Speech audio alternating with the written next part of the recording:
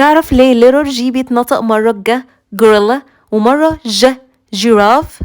لأن حرف الجي لو جه بعديه E أو I أو Y هيتنطق ج، زي giraffe، gentle، jam. بس استنى، في كلمات بننطقها ج رغم ان بعدها حرف I و E، زي كلمات get، girl، gift، tiger، give، ودول بيكونوا استثناءات يعني بنحفظهم زي ما هما كده. أما لو حرف الجي مش بعديه I ولا E ولا Y هيتنطق ج.